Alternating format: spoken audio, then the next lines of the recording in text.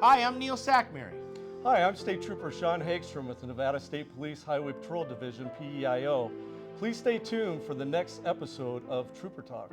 And together, we can make a difference. Here we are live at the 360 Vegas studios with this edition of Trooper Talk. We have Trooper Hagstrom and we have Officer McClarty. Gentlemen, thanks a lot for coming. Well, good morning. You're welcome. So, let's talk about a few things. As I drive now the roads it doesn't matter if it's the roadways or the freeways, there are more cars, trucks, motorcycles on the roadways than there were a few months ago. It just, people are just out and about, and people are, people are graduating from schools, and people are doing things and going on vacations. There's a lot of things that people need to know about the roadways so that they make the right decisions before they leave to get on the road. You need to have water in the car. You need to make sure the tires change, the pressure's good. You know what I mean? Like simple basics. And then when they get on the road, they need to know that when they're traveling on the road that, you can't be impaired, you shouldn't speed, all these type of things, right? Sure. And you know what? I think the weather's getting nice, so people are traveling a lot more now.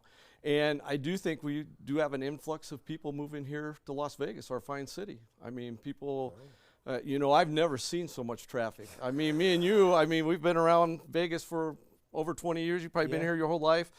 And the traffic is increasing greatly. I mean, 215 used to be an easy road to bypass the 15, and now it's almost like a traffic jam early in the morning to try to get to work because, all 4 or 5 lanes are filled up.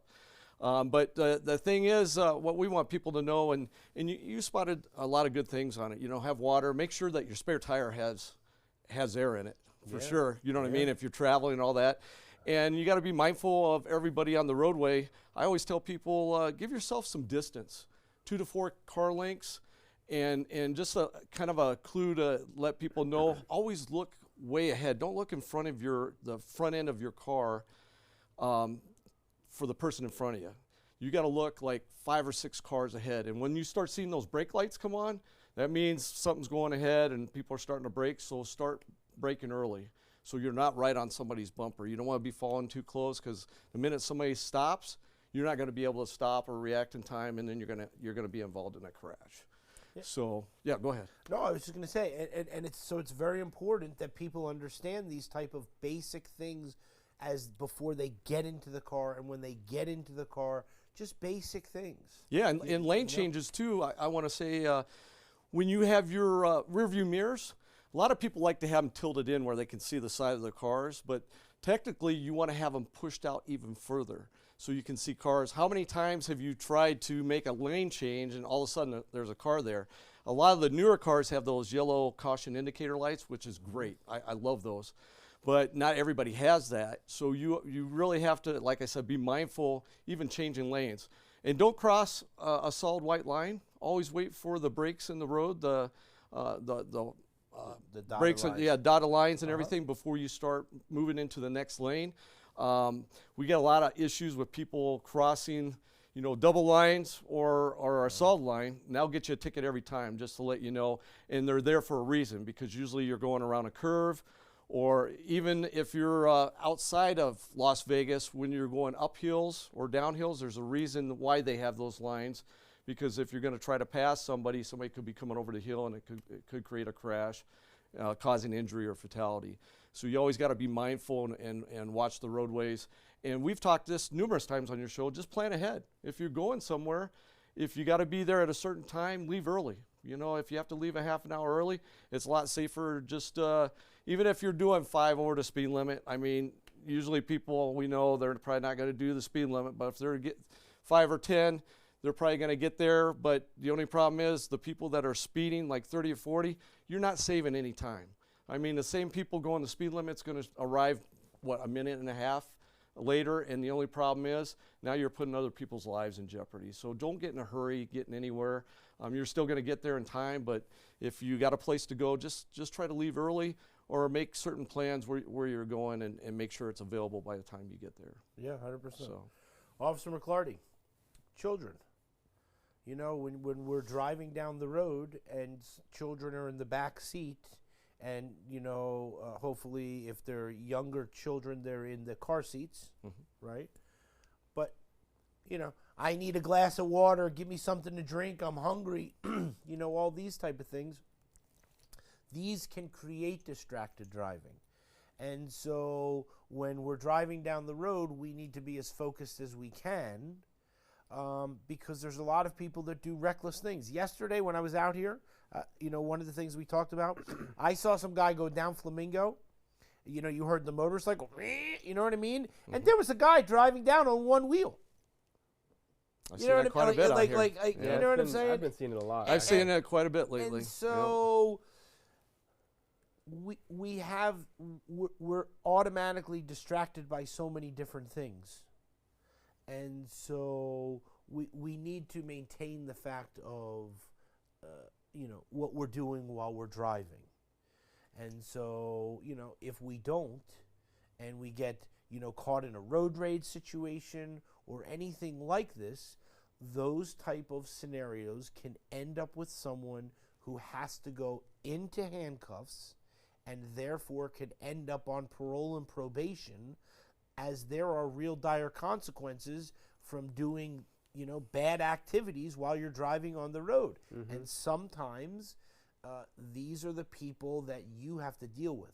And so part of what we want to talk about is the fact to not scare someone, but to let people know that you could have a perfect life today, and you do something and you don't have a perfect life anymore, and this is something that you see.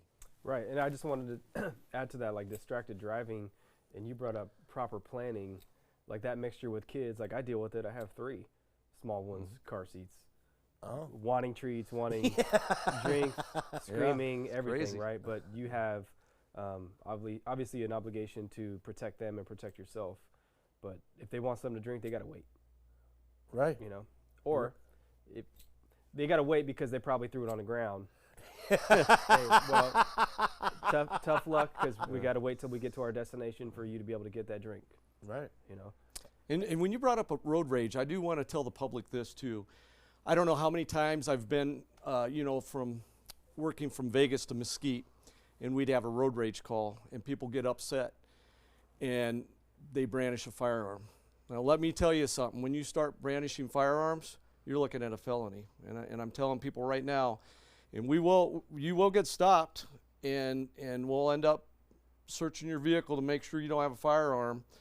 But if you have that firearm and you said that you're brandishing it, you're going to end up meeting him for parole and probation, because you'll be looking at felony charges. So if you ever get in a road rage and it's an incident where you don't want to be involved in it, just back off or get off the next exit.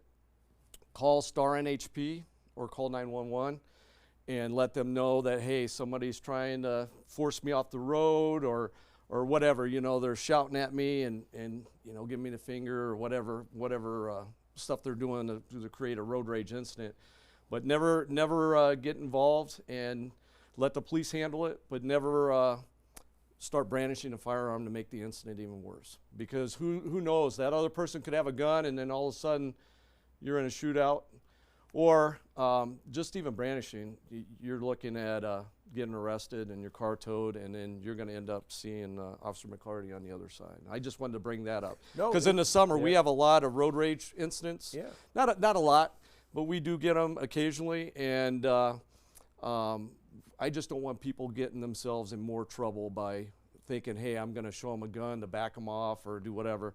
Just don't get involved. Let the police handle it. And unless somebody is actively, you know, putting a gun towards you, then make sure you call us and we'll take care of the situation. I mean, I never even thought of that. You know what I mean? Like, Yeah. you know, you see people with firearms all the time. You know what I'm Sure. saying? But, you know, you get some idiot that's driving down the road that doesn't like what you're doing, right? And again, I'm sure that happens all the time. You know what I mean? Where somebody pulls out a firearm and goes, you know, like, don't you come near me. You know, Yeah, and I just want people to Oh my gosh. no, don't ever do that. I mean, to try to scare anybody or Yeah. anything, because it is brandishing a firearm. You're looking at a felony, and for sure, if you have that gun in the car, you're going to jail. You're going to get arrested because you should be calling the police if you are having a road rage incident, and you shouldn't be the one creating the road rage incident going after somebody either. You know, so just because they cut you off or it could have been a mistake, you never know. You know, so people just they're too eager to get, I shouldn't say eager, but it's too easy for them to get upset nowadays, Yeah. and just people just go off the other end, and there's just no need for that. And I always tell people, just get away from the incident. Our dispatchers are trained; they're excellent. They talk to us on the radio, let us know what's going on. They tell us, hey, we told them to slow down, just get off the next exit or whatever, because they call it in, and it's the best scenario just to get away from the incident altogether. So. I was just going to say, I was blocking a sneeze, but it didn't happen. So if Johnny keeps that in the film, I'm Right. going to be very upset at him. It looked like I was doing the dap, but Right. Johnny, that's a cut. No, That's just a kidding. cut for Yeah. now. but you're adding in like the distracted driving, the cones, the heat, in addition to like somebody getting upset for somebody cutting off. Like Yeah. people are dealing with so much here because we have a lot of construction. Yeah. You know, the heat. You got a lot of different things that people may be dealing with that day. It's best just to get to wherever you need to go. Like if you're going home, get to your family. Yeah, and the heat really affects people Yeah. because you Yeah. can see the changes in people during the summertime. Right. I mean, people are not they don't have the patience. You They know what I mean? don't. And we all as a society need to slow it down and be a little bit more patient. I know it's easy for us to say that because even myself, I'm always running at 110 miles an hour. Uh-huh. But the thing is, and that's not the speed in the car. I'm just Right. saying. I'm just talking myself, you know, going there. But the problem is, I need to slow down, and I'm trying to tell everybody just kind of slow it down, because in the summer it does get hectic, you know, and emotions flare up, and we Emotions just flare don't up. need that. Absolutely. And you see it every day, where you see a good person that you can look at and you can go, wow, this is like a good person, whether it's a man or a woman. You know what I mean? Like, you know, they just got caught up in whatever they got caught up in, and now I have to meet with them. And so just because someone makes the wrong choice, you know, like, it can have dire consequences. Someone could lose their life. You could lose your life, or you could end up in a situation where you don't want to talk to you unless you want to talk about recruiting. Let's talk about recruiting. How's that going? We did 24 the last show, right? Remember he had Yeah, right. So absolutely. what's the situation? We now? had 22 this last Saturday. 22. In addition, yep. In addition to the 20, And then since we're the having 24 was the last since- week, right? Since we're having so much in demand, like classes or sessions, we Uh-huh. had to add 2 more dates this month. So we're testing 18th, which is a Saturday. Uh-huh. So we added another Saturday, and we added a Wednesday testing. So we got the 18th, the 25th, and the 29th this month. And so what it explained to us, so that means that someone wants to contact you, Yeah. and so they've contacted you, and you said, okay, you know, do they do the written test first, or that's just come and talk Well, to you on those days? this is for our testing. So this is written exam and fitness exam. On those days. Right. So these are people that have put in their application. Uh-huh. So either they talked to me first, put in the application, or saw something. They saw Trooper Talk. Right. Put in their application to want to be able to join us. Then I send out an invite for our testing dates. So that's what these 2 Saturdays and Wednesday is. So someone just can't show up on that day to do the testing, or can they? They have to pass our pre-screening, so they have to have their application in. They have to have Yeah. the application. And so generally for an application to be put in, what does it take, about a week or something? Less than a week. Less than a week. Yeah. Okay. So the most important thing is that if someone is interested, to get a hold of you, Mm-hmm. right? And you make yourself 100% available on any day, you know what I mean, and all that type of stuff, to get more people to join. And so the response that you're getting is so overwhelming that you have to add 3 days. Is that where it's like? Is that Yeah, we had to add a couple days. One, we have an academy that's coming up, So the amount of influx of applications that we've had, I had to add a couple days. And then 2, this will help us be able to maybe possibly get more into that specific academy too. And when is that academy? It's tentative is September. And Yep. so if they, because we talked about it the last time, I just want to repeat it. If they do the testing now Yep. and they pass the written and the physical test now, they should be able to get into the September Yeah, they could class. test on one of these 3 remaining May dates. We should be able to get them in that academy. Into September, Yeah. and therefore they could become a parole and probation or a trooper by January or so. Yeah, another 6 months after Yep. that. Yep. And correct. then 3 or 4 months later, they could be on their own with a take-home car, Yep. right? So say 9 months or so.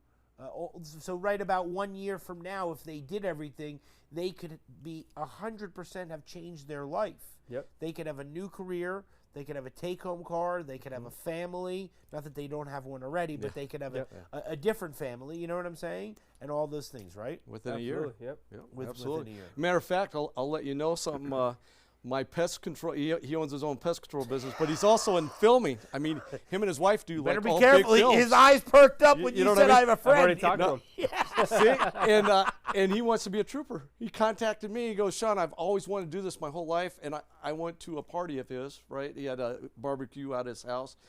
And very nice place, I gotta say, over somewhere. But I go, okay, you want to do that? And I explained everything. And he goes, I've always wanted to be a trooper. And he talked to his wife, and she's in the film business. She does filming and all these live TV shows and all this all over the country. And she goes, if you want to do that, go ahead and do it. Follow your dream. And so I called Douglas, and I said, I got a buddy of mine. That And owns his his own ears thing." perked up. What? I mean, he's got all this. I mean, he has money. I mean, he doesn't have to do it, but this is something he wants to do, and he's going to follow through the process. I told him to call Douglas, and he's gonna try to be a trooper. So I'm like, good for you. And, you know? and again, it's not about the money. The pay is fantastic. Sure. Is getting to the point of that it's really worth it because you get all these other things. Mm-hmm. But it's not about the money. It's about the passion, and it's about the Nevada State Police wants good people that have that heart. That want the drive that, that- wants to do that it, drive that wants to do absolutely. it. And and so- help our community and be a part of the community, and not only that, just making everybody safe and knowing that you're doing a job that is just, that is very noble. I mean, it takes pride, integrity, it's honesty, and service to our public. You know what I mean? And not everybody can wear one of these. You know what I mean? This is something that's earned. And I always say, great service to the state of Nevada it's Nevada's finest. You know what I mean? Is being a state trooper. So. And I don't know about the person, and I'm not getting into a personal. I don't want to know personally. Sure. But when it comes to an age limit, you can become a troop. Like if you've already had a career, no matter what it is, and you're at an age where maybe you're retired or you're wanting to retire, but you wanted to do this, there's no age cap on the high end to start to become a trooper. There's not, and you can, if you pass the test and the physical, that was his major concern. He already thought he was past that point because of his age. This is what he told me because I talked to him already. Yeah. I told him what was on the exam, and he's like, "Wow, only a mile and a half." Yeah, he asked like, me if he I thought it it was was 5 5. miles. He thought it was 5 Yeah, miles. 5 miles. I'm like, no, mile. He's like, I'm like, well, you're good to go. Sign up right now. Yeah. No, but that was the biggest thing was age. And I yeah. gave him the story that I told people before. I said, when I went to a lateral academy, because I was a deputy sheriff in the metropolitan area, kind of like Metro. Mm-hmm. And when I came over here as a lateral, I had another gentleman that was able to, he was a professor from USC in the language department, probably making $250, $300, always wanted to be a trooper. He was 64 years old. And he was running next to us in the academy, passed all the tests. He was a trooper for several years, and then he switched over to our Capitol Police. And, they guard our Capitol buildings and other buildings for the state. And he enjoyed it, loved it. And his wife was also a teacher. So that's what I told my friend. I said, as long as you can pass, the physical and all this stuff, you can do this, because one of the guys in my class was 64 years old. and always wanted to do it. And he was in good shape too. But And Yeah. and that's what we have to stress to people. Mhm. We would love someone who's young, right? We talked about that, 20 and a half. well, the retirement. You can do you can start doing the for the trooper or parole and probation, Mm-hmm. but at 18 you can start to do the Dispatching. dispatching, right? And so Nevada State Police has tremendous careers when you're young, right? But they also have it so that if you are in a career or you're in the college or you're something else and you're not loving what you do, Nevada State Police has all these opportunities, young and old, for someone's life. And it's tremendous because, again, if you do it young enough, by the time you're, at midlife, you worked your career. You have pension, you have retirement, you have all this type of stuff. And, it's really a wonderful thing. That's what I was going to bring into it too. Let's say you start at 21 or 22. You put in 25 years, you're retiring at 45, 46. You're getting a paycheck for the rest of your life. You can actually start a second From the state. from the state. And you'll always get that. I mean, the state and nation would have to go under for you not to get that check. Right. It's not like a 401k. You're going to get that. That's what You know I'm I saying. mean? It's not like with just a company Absolutely. that maybe the company goes belly up and you Yep. you work for them and you don't. This is through the state. And it's for life.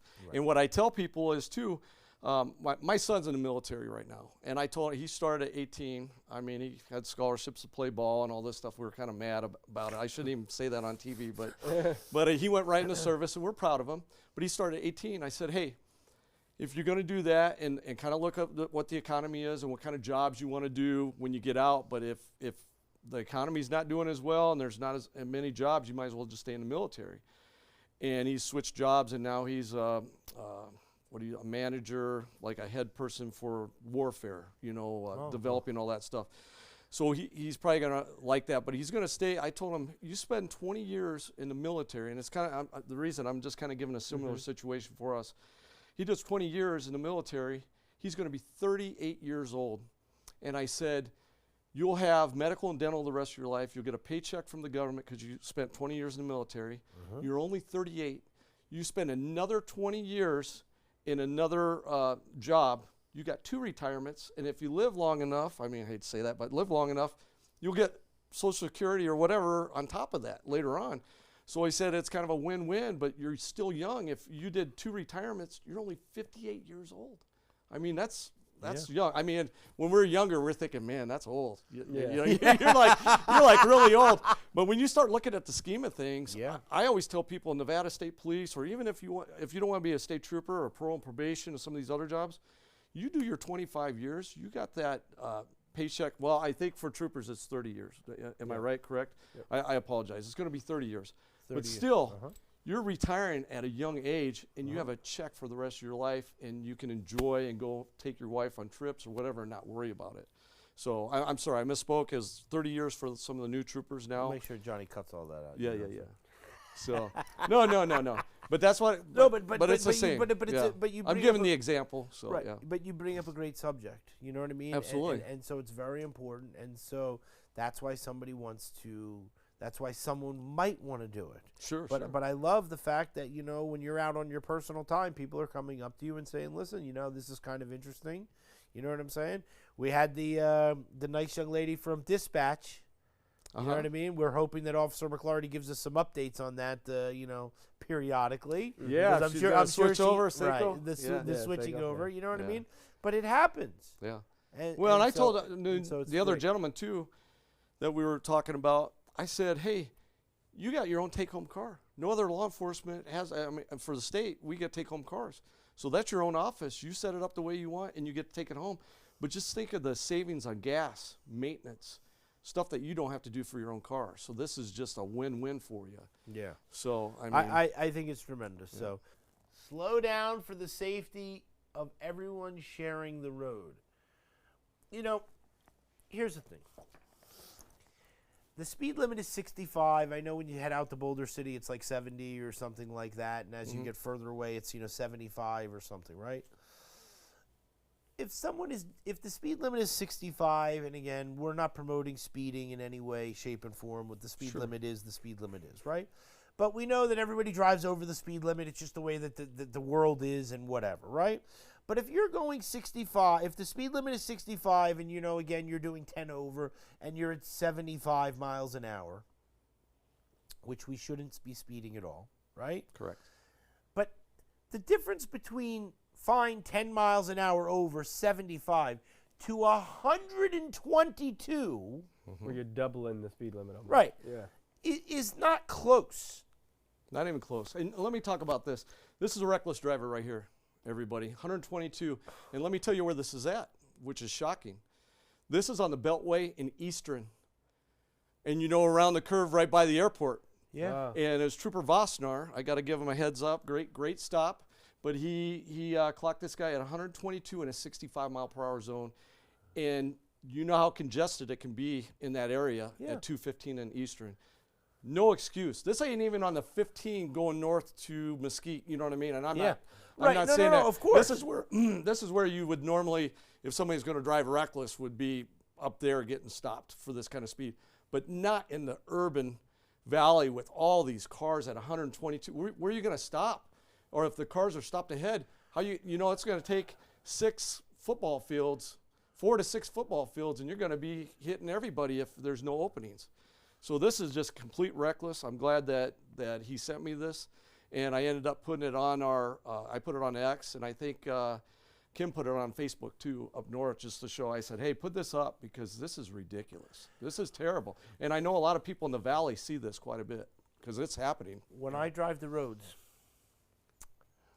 and it's nothing against our freeway people, you know what I mean? Sure. But there are chunks out of the road, like in certain places. Does that make sense? Sure. Like there are big chunks that are out of the road, and like all you need to do is hit one of those chunks or hit something, or I meant to tell you guys like maybe it was really interesting about maybe 4 weeks ago.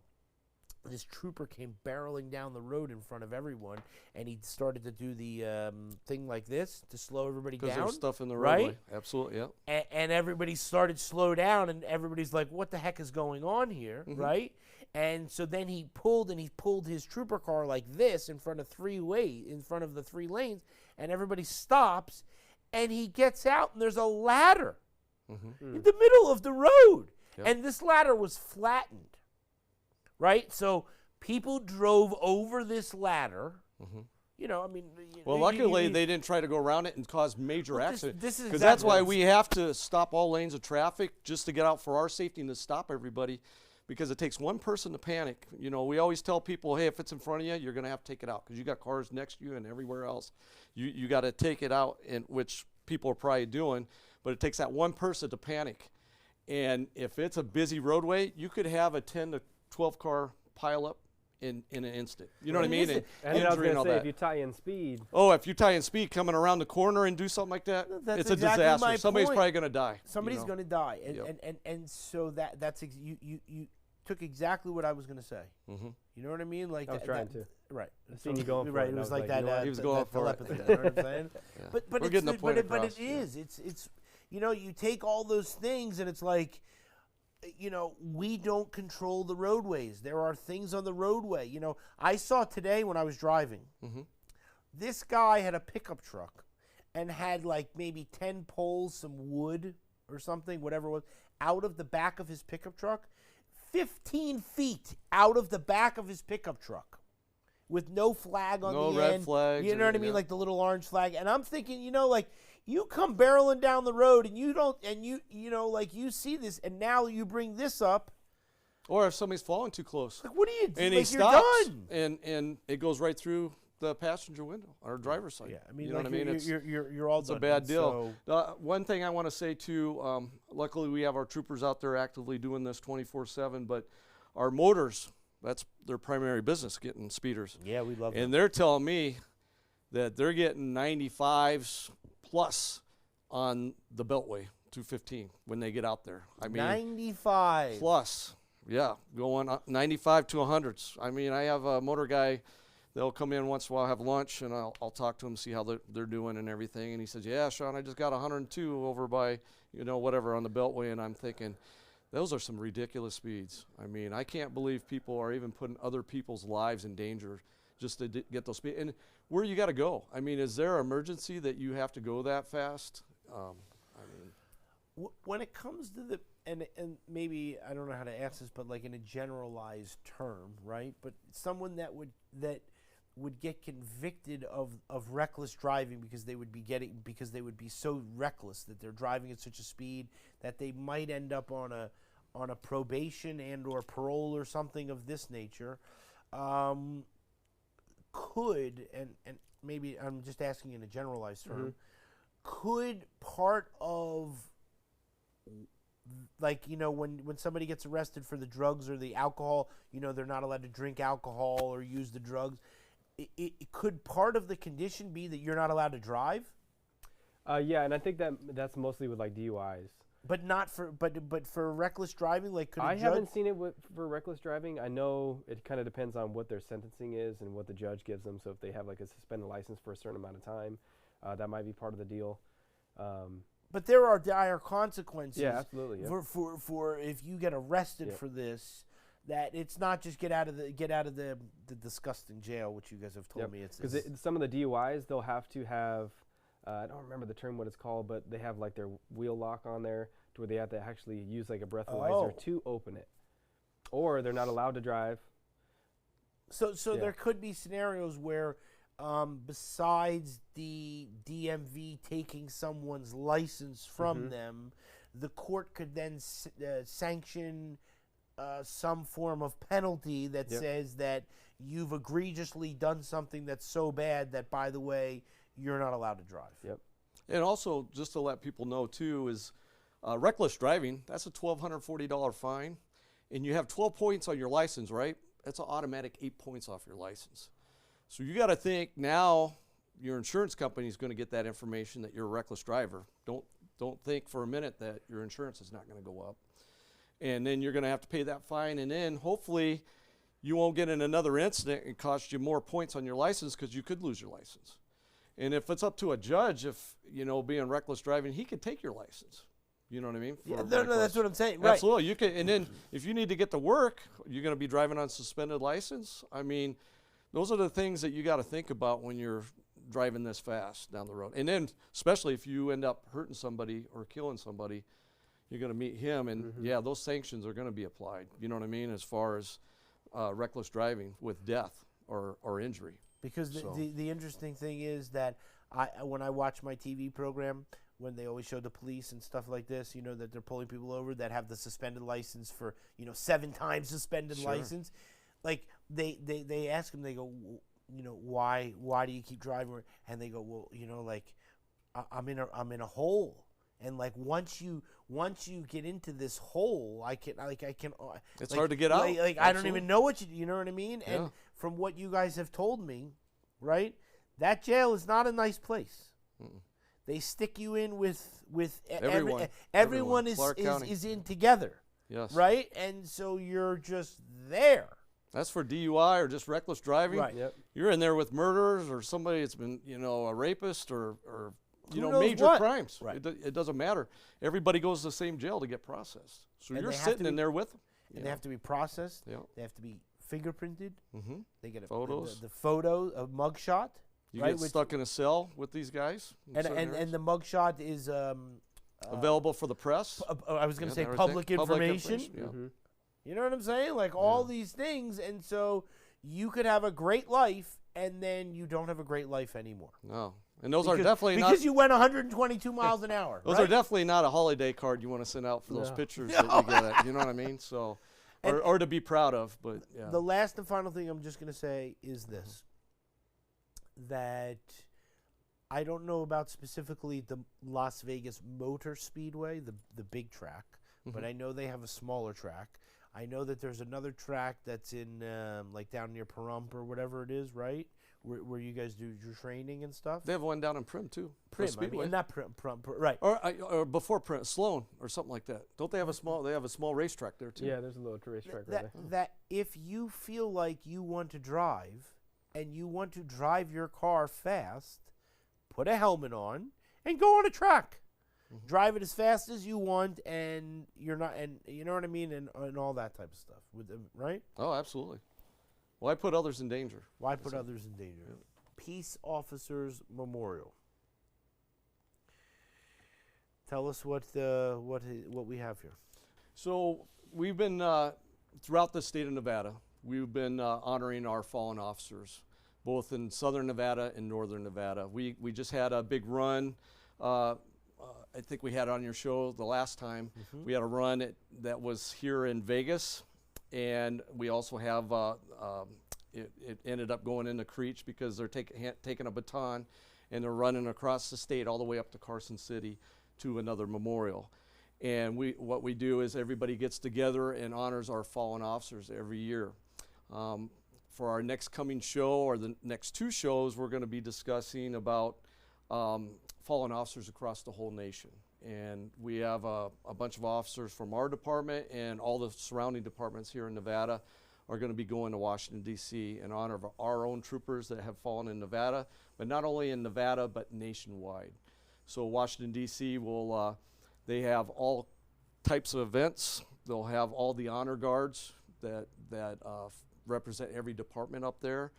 And it's a huge thing, but which we're going to end up talking about. I don't want to ruin it because we do have a 150th show coming up, and it's going to be exciting. We're going to have some major people here, and they're actually going to be going to D.C., so when they get back, we're going to have them on Trooper Talk to kind of see how it went up there. So I don't want to ruin it, but there are a few things that are going on, like some of our officers are going up there for a bike ride, and one of my lieutenants is going up to New Jersey. They're going to meet up at the old ballpark in New Jersey, and there's like 25 or 40 guys from Nevada that are going to bike 250 miles all the way down to Washington, D.C. in honor of these officers. So this is going to be some exciting things to talk about coming, but we have a lot of things going on for our fallen officers here in Nevada right now. So I got these beautiful coins from the Honor Guard for Nevada State Police. And we happen to have someone who is a member of the Honor Guard. I was just going to say that. We got to. And so let's talk a little bit about the Honor Guard. Why do you do it? What is the Honor Guard? What do you feel when you put on the uniform different from the uniform that you put on now? Go ahead. That's a lot of questions all at once. Yeah.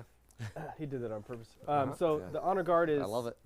We represent our agency, a small part of it. We represent our agency when we're going to memorials like this, and we're representing those that we have lost. We're showing us as an organization, as a group, as the Honor Guard, showing that the ones that we have lost, that they're never alone. We're always thinking about them. We have the opportunity to go to the police memorial in D.C., and that not only honors the ones that we may have lost in that time period, from beginning of when we started as Nevada State Police Highway Patrol until now. So I went in 2023 to D.C., and I was kind of blown away. I knew it was big, but like once you're there, it's like, wow, because you got almost, I bet you, I couldn't even tell you the number of agencies, but you almost have an agency from every state. We stand watch at the wreath. You do the candlelight vigil. We have all these things that they're escorting the families, like you see here, the colonel and the director escorting Sergeant Abate's family. We have the colonel up here with Trooper Felix's family, because their names were added to our police memorial in Carson City. So it's just an opportunity for us to, express our condolences to the families, show our support to them, show that they're never alone as well. They've gained a family when their family member was a part of us, and they will never lose us, no matter since we've lost those individuals. The feeling that I get from it is just, it's kind of hard to explain too. I get to show support to those families. It gives me an opportunity to really shine a light on what it means to be a police officer, because you get to see these organizations coming together to show their love and support for us in times of need. And it's just a great opportunity for us to represent us as an agency and show support to the families. And so when you put on that uniform different from the uniform that you're wearing now, I know you have a sense of pride when you wear your uniform, either one. Does that make sense? Yep. But is there a like a solace moment that you that you're able to go deeper in your own mind to feel sympathy than you would normally not feel in your like your warrior uniform? You know what I'm saying? Like, Yeah, I like think so. are you able to open up more of who you are naturally? To like, does that make sense? No, I wouldn't say open up more at all, but like when you're standing at these memorials, like it's tough. Like standing for a long time, although it may seem very small, it's tough to be there. But while you're there, you're thinking about the people that we've lost. So it kind of puts you in a mental capacity that you're doing it for them. It's not that you're feeling uncomfortable. There's a bigger reason why you're doing it. Yeah. It's out of honor and respect of the Yeah. families. The whole thing. This is what it's all about. And not only that, only is their names getting etched in the memorials here at Southern Nevada and Northern Nevada. Their names of every fallen officer here in the state of Nevada get etched in both. But those names will live in eternity in Washington, D.C., because they also get their names Yep. etched at D.C. at the memorial there. And their family, and a lot of people that go with the other officers is a lot of the families of the fallen. Yep. So they're giving that great tribute and honor and respect for officers across the nation, which we've had more officers killed than any other year after after the Floyd incident and some of the other stuff. We've had a lot of officers shot unduly and people targeting police and everything. We've lost a lot of officers. All those families and everybody are going to be recognized and honored by all these departments and respected by all family, because we are a family, at these events. And their names will be etched into the memorials. And not in only are DC. they're etched there, right? So it won't be just a this year thing, right? They're going to be honored every year.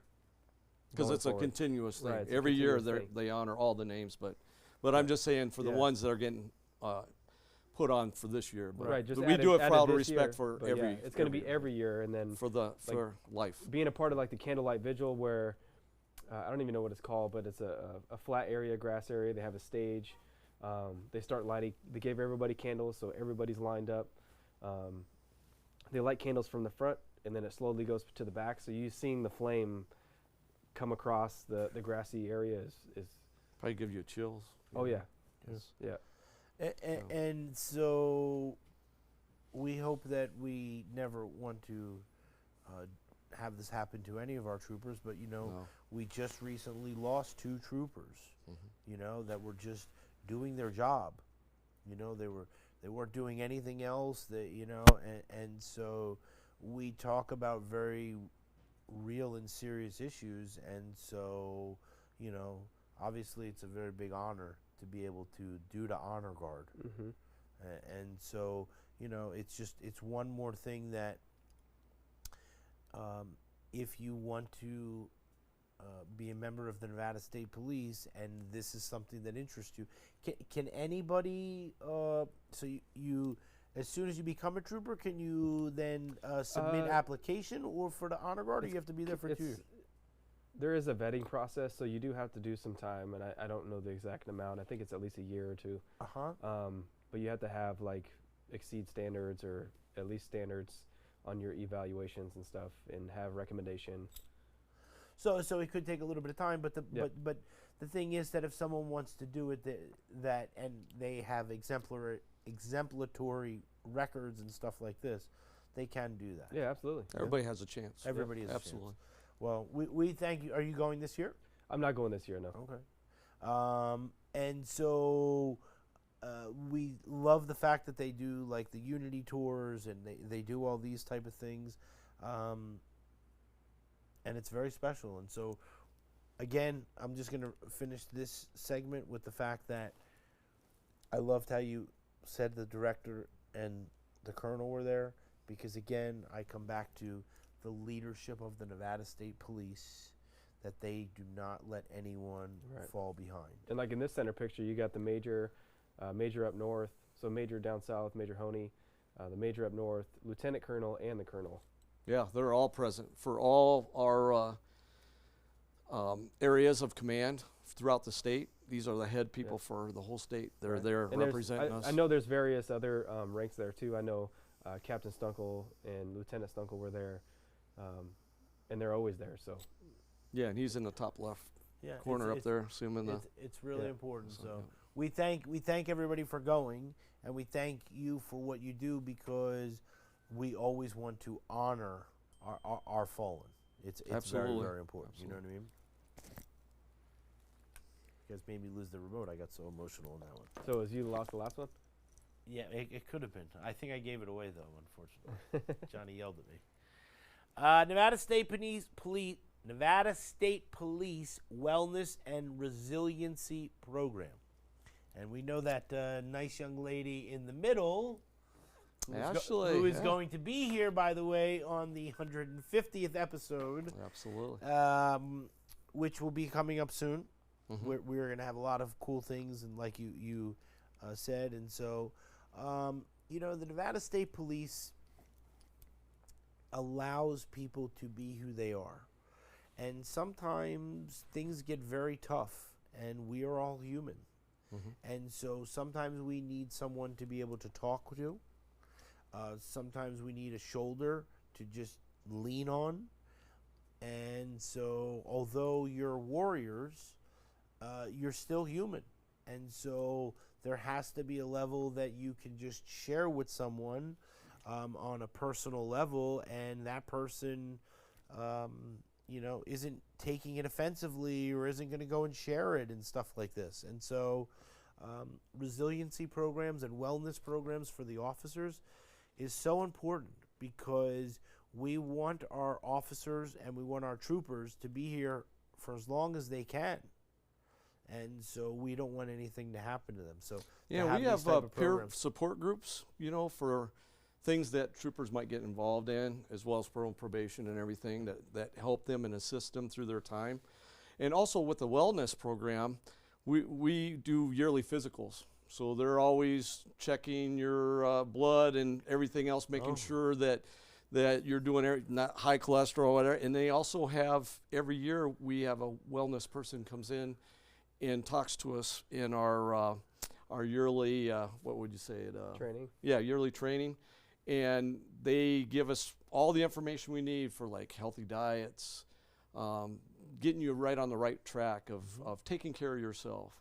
And they'll provide all the information that we need, whether it's you trying to get fit, eating well, or if you need peer support or anything like that, we get that every year. And plus they also do physical training, like checking our lungs, checking our blood, doing everything to make sure that we are healthy individuals while still working. So. I never thought about that, but what do you guys do during, do you eat like junk food during the day?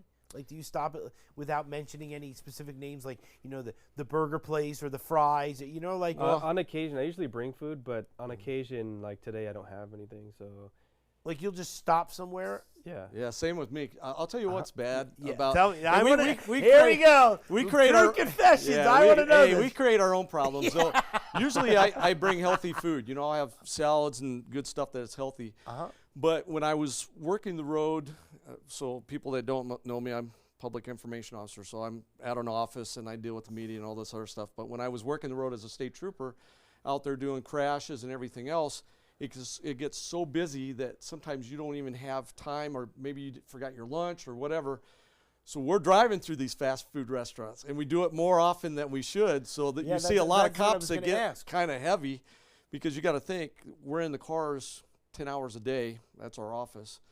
So while you get out of the car, you're making stops, you're still getting up and doing stuff, but the majority of the time you're sitting around or driving. And then you're not eating as healthy if you're one of those guys that like to go through the burger joints or whatever. Yeah, right. So it's not really the best lifestyle unless you make it that way.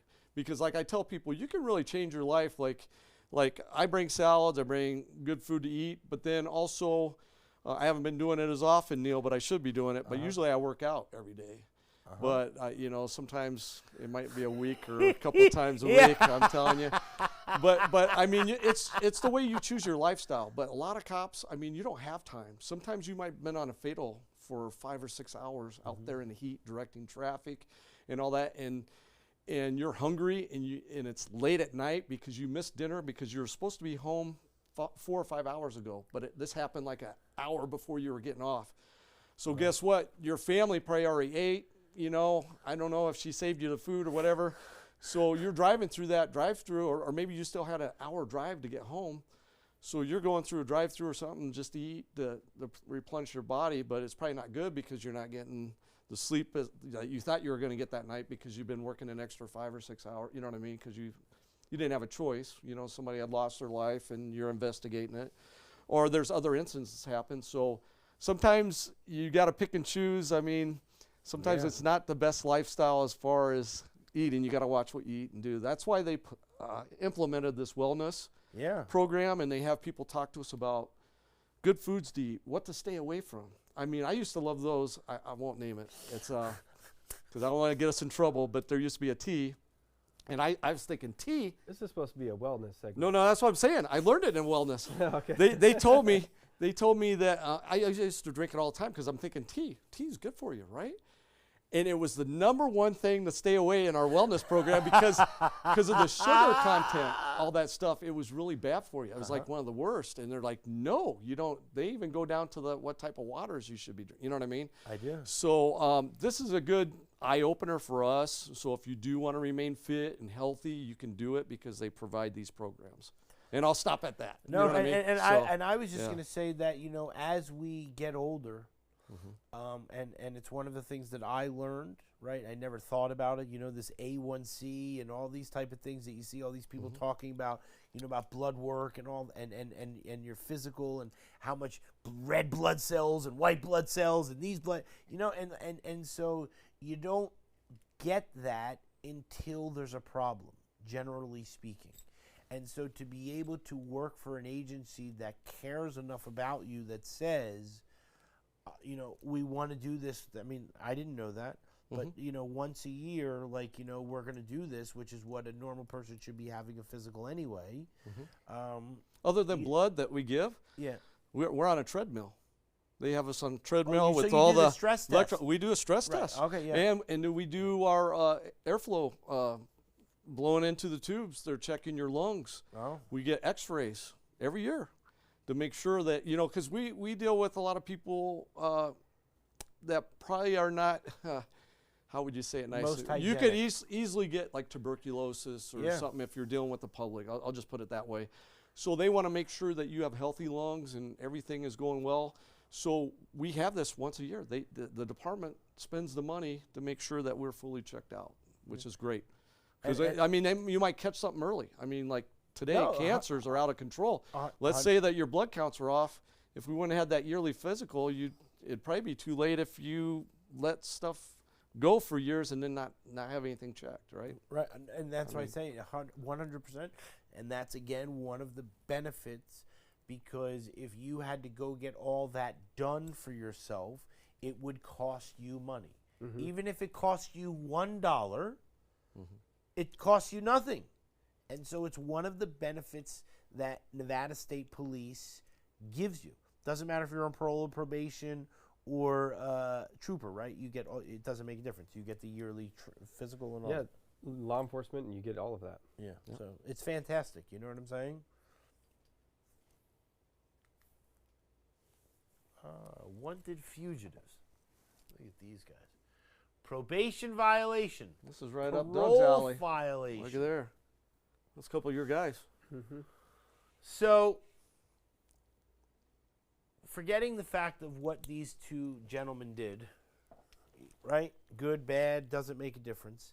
At the end of the day, they were ordered by a court to do something, and they did not do it. Would that be fair to say?